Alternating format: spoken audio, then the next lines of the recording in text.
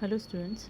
आज के लेक्चर में हम पोइट्री इन मॉडर्न पीरियड यानी कि मॉडर्न पीरियड जो पोइट्री थी उसकी फॉर्म्स कैसे थे, उसकी थीम्स क्या थी या उसका सब्जेक्ट मैटर क्या था, उसको डिस्कस करेंगे। The 20th century English poetry emerge in the early years of the 20th century through various schools, styles and influences.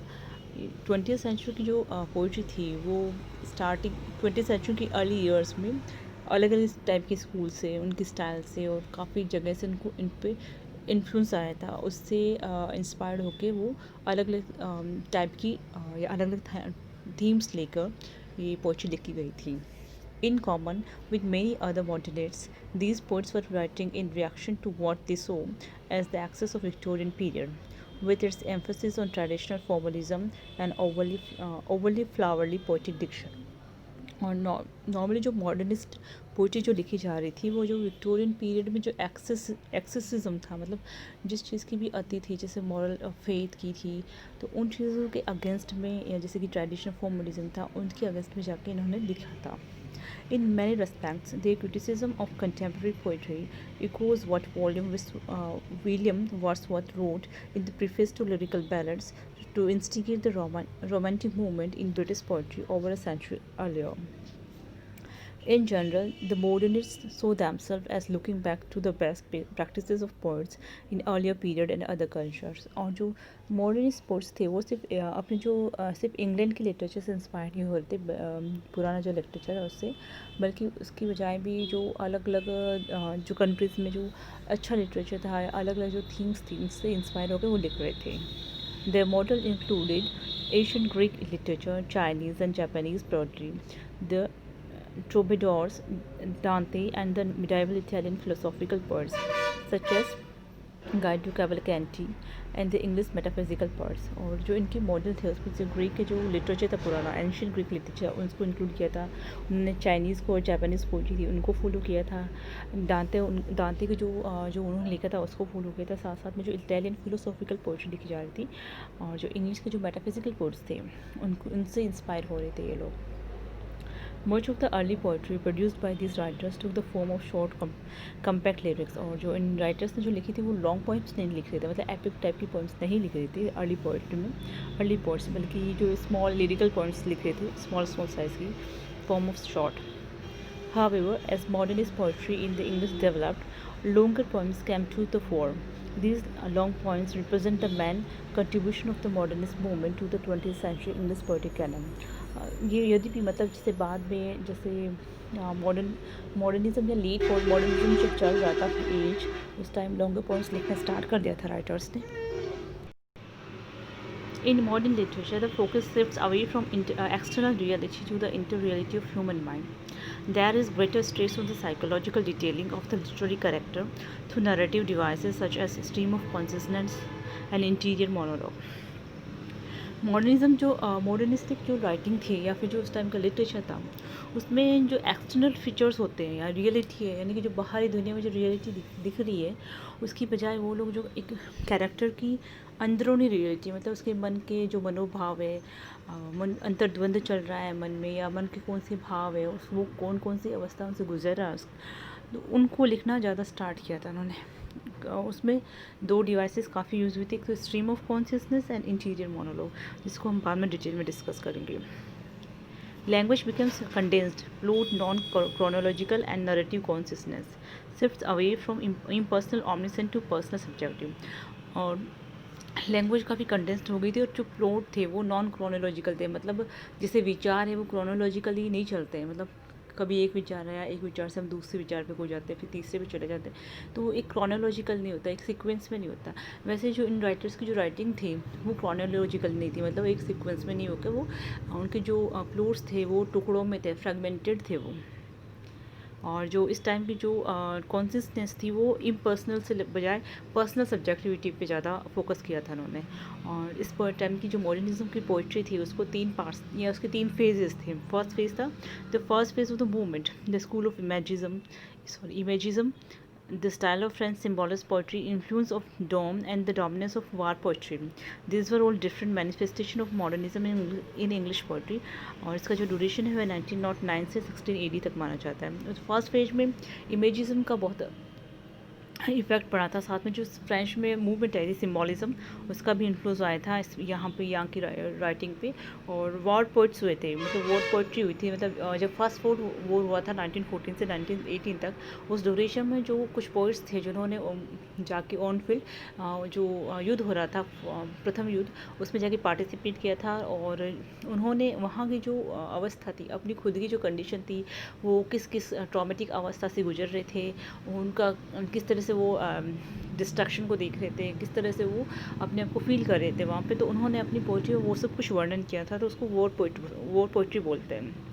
Second phase था during the flowering of modernist poetry between 1917 and 1929. The second phase of the movement, all this initial manifestation of modernism combined to find a full nature expression in the poetry of T.S. Eliot and Sitwell and later years. तो ये जो second phase था वो 1917 से 1920 तक माना जाता है। और इसमें जो उनका जो मॉडर्निज़्म का जो मैनिफेस्टेशन था, मतलब वो क्या बताना चाह रहे थे, वो काफ़ी खिल के बाहर आया था। और इसमें स्पेशली जो पोइट्स थे, उन्होंने अपनी जो एक्सप्रेस किया था उस टाइम की, बहुत ज़्यादा एक्सप्रेसिव नेचर के थे। और उनमें थे जैसे टी.एस. एलियट, उन्होंने अपनी जो मास्टरपीस लिखी थी द वास्टलैंड, जिसमें उन्होंने उस टाइम की युद्ध के बाद की, फर्स्ट वर्ल्ड वॉर के बाद के जो लंदन था उसका, उसका उन्होंने वर्णन किया था बहुत अच्छी तरह से, कि वहाँ के लोगों की क्या अवस्था थी या वो क्या फील कर रहे थे उस टाइम में।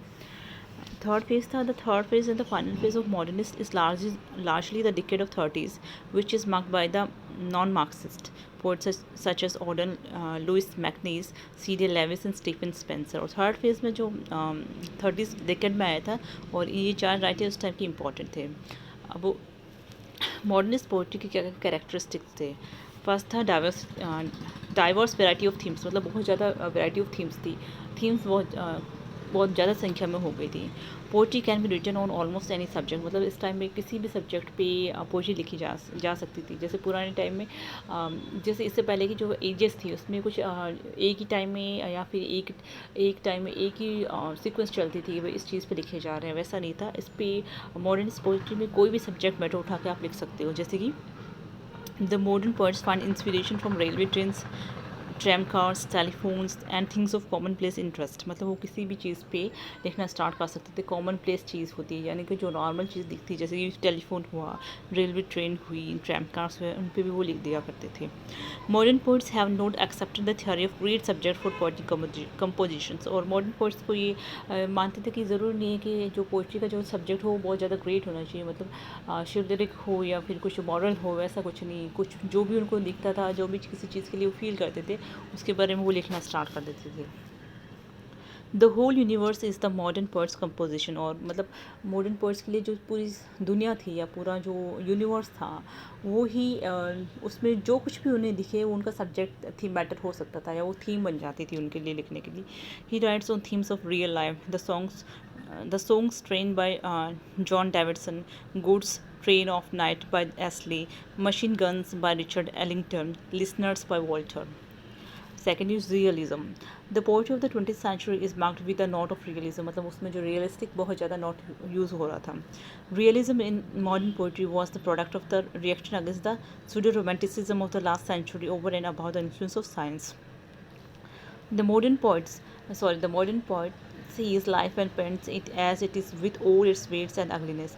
और जो मॉडर्न पोइट्स थे उनको जिस तरह से लाइफ दिखती थी, उसमें जितनी भी कमियां थी, जितनी भी मतलब वो जितनी बदसूरत हो, मतलब वो अपनी पोइट्री में वैसे ही उसको प्रेजेंट करते थे। He tears the well which the romanticists have hugged between life and art।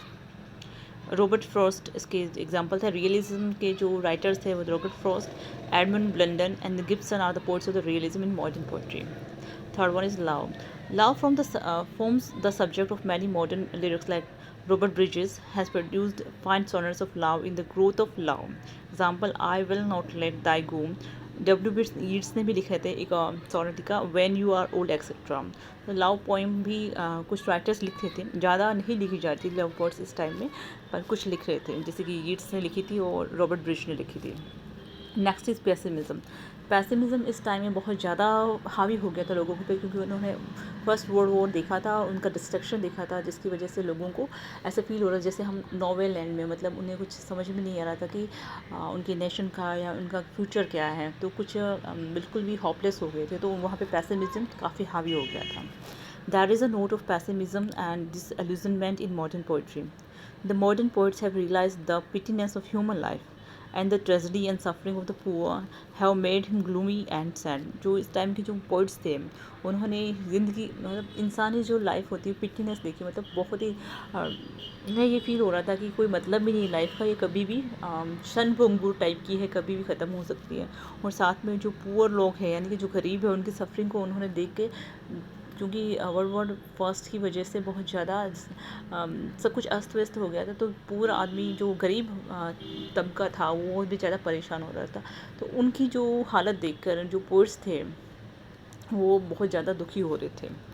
Poetry as the expression of the feeling has become autumnal in tone. T. Hardy, Huxley and T. S. Eliot are the poets of pessimism and disillusionment in modern poetry. और उन्होंने जो इंसान की जो दुखी वाली अवस्था, उसको उन्होंने अपने फीलिंग्स को अपनी पोइट्री में एक्सप्रेस किया. उसके जो राइटर्स हैं जैसे कि थॉमस हार्डी हैं, हक्सले हैं, टी एस एलिट है. Next is romantic elements. In spite of the dominance of realism in modern poetry, the spirit of romance continues to rule the minds of certain poets like Yeats, E. Thomas, Mansfield, etc. The works of these poets have the fact that the spirit of romance is as old as this life itself. और इस time में भी कुछ मतलब realism चल रहा था, pessimism बहुत ज़्यादा था, फिर भी कुछ ऐसे राइटर्स थे जिसमें रोमांटिक एलिमेंट वो यूज़ करे, जैसे कि थॉमस थे, यीट्स थे, मैन्सफील्ड.